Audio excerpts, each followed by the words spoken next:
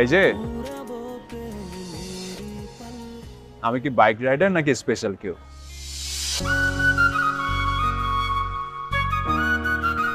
Special ভাবলে special.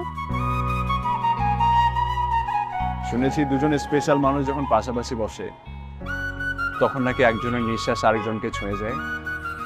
Special হলে শুধু নিঃশ্বাস না, প্রতিটা মুহূর্তই ছুঁয়ে যায়।